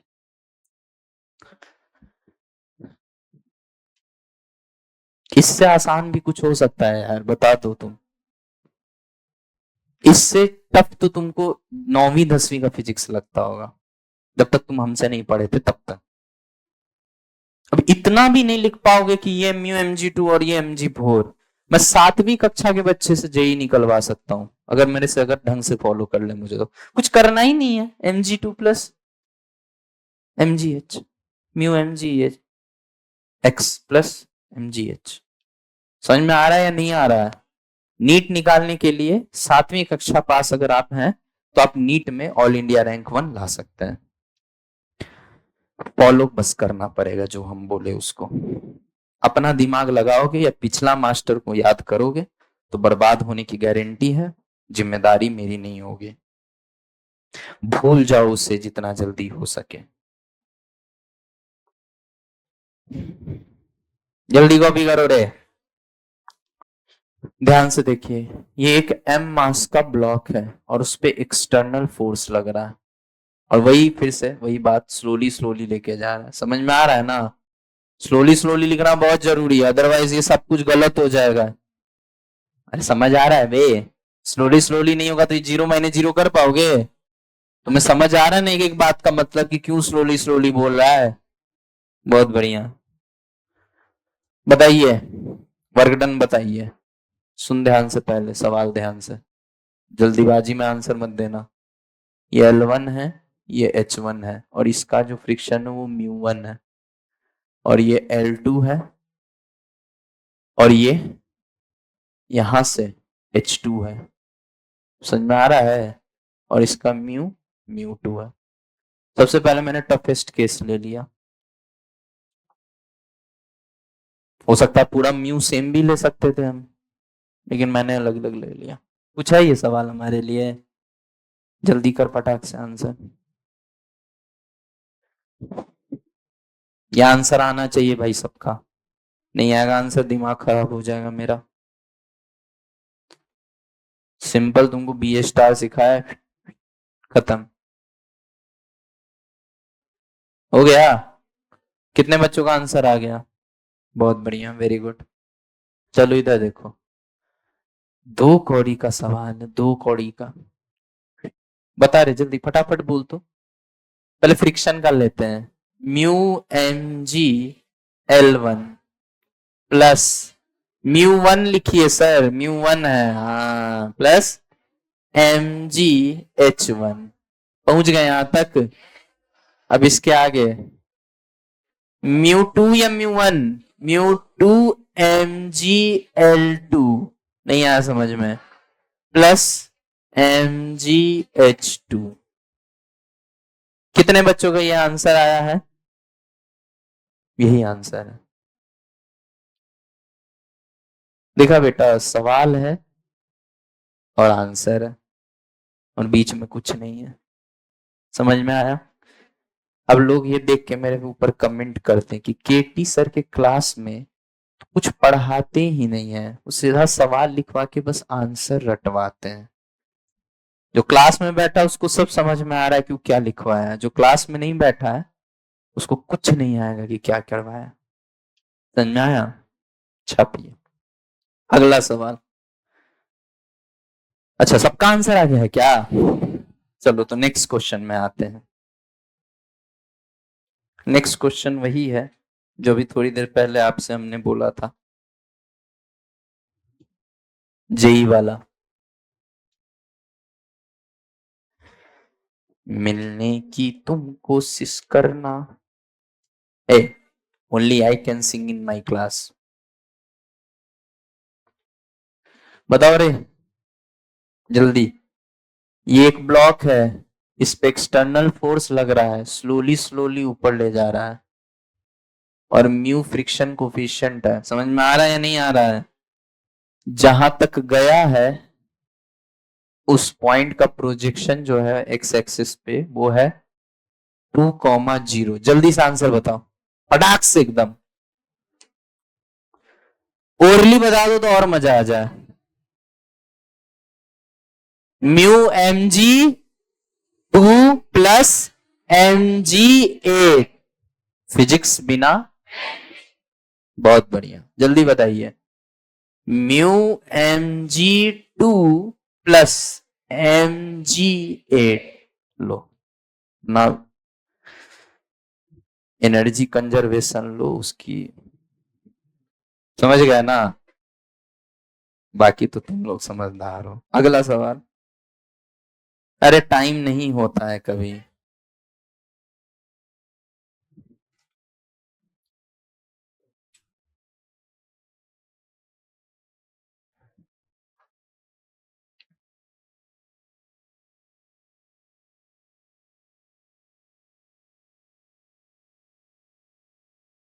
के का वैल्यू है 200 Nm/m। ठीक, और एंगल है 30 डिग्री, और ये डिस्टेंस है L, और स्प्रिंग अभी अपने नेचुरल लेंथ पे। जब स्प्रिंग नेचुरल लेंथ पे था तो ब्लॉक स्प्रिंग से कितना दूर है? L। बस सवाल यह था, फाइंड द, सवाल लिखें, find the maximum compression in the spring. धीरे से स्प्रिंग भी घुसा दिए हम, आगे चलते जाइएगा, सवाल घंघोर होता जाएगा। समझ में आ रहा है कि नहीं? बेटा मनीष पढ़ाई पे ध्यान दे लो, अगली बार ड्रॉप थोड़ी करना है। समझ में आ रहा है? जल्दी करिए। हाँ बोलो बेटा, हो गया, आंसर आ गया? तो बेटा बताइए। हाँ 8। 1 लिया था, के का मान 1 लिया था, 4 आया था, के का मान 1 लिया था। देखना यहाँ पे लिखा भी होगा, कहाँ गया? के का मान 1 लिया, देख, है ना? चलिए, कोई समस्या है बेटा? ये क्या करें? कराएंगे नहीं, ये होमवर्क में है। कराना होता तो देते क्यों? कल आके डिस्कस करेंगे, अपना भेजा लगा के आना। हिंट दे देते हैं, मैक्सिमम कंप्रेशन कब होगा? जब स्प्रिंग इसको दबाते दबाते दबाते दबाते, स्प्रिंग दबाते जा रहा है, अच्छा स्प्रिंग इस पे फोर्स लगाते जा रहा है, इसको धीरे करता जा रहा है ब्लॉक को। देखो यहां से यहां में ब्लॉक ने काइनेटिक एनर्जी गेन कर लिया, अब ये इसको दबाता जा रहा है, दबाता जा रहा है, दबाता जा रहा है, दबाता जा रहा है, दबाता जा रहा है, और ये इसको ढकेलता जा रहा है। तो अब स्प्रिंग में जैसे टच में आएगा ये, इसकी स्पीड घटनी शुरू हो जाएगी। जब मैक्सिमम कंप्रेशन होगा उस समय तक इसकी स्पीड क्या हो गई होगी? 0। मतलब इससे और ज्यादा हम नहीं दबा सकते स्प्रिंग को। गॉट इट और नॉट? इसी में हिंट है सवाल का। ठीक है, इसमें डेटा इंसफिशियंट लग रहा है, एक बार रुक जाओ। मास 8 kg लिख लो, मास 8 kg लिख लो। 8 kg। म्यू का वैल्यू भी नहीं लिया है भाई, म्यू नहीं है, म्यू इक्वल टू 0 लिख लो। म्यू 0 मतलब फ्रिक्शनलेस है। एल की वैल्यू नहीं है बेटा, एल के टर्म्स में आंसर देना आपको। हाँ इस सवाल में कुछ प्रॉब्लम लग रहा है। चलो कोई नहीं, तुम अटेम्प्ट करके आओ, कल सवाल ढंग से देख के आएंगे क्या है, ठीक है। पूरा नहीं है, इतना स्प्रिंग तक है, स्प्रिंग तक की दूरी एल है, ठीक है ना। चलिए।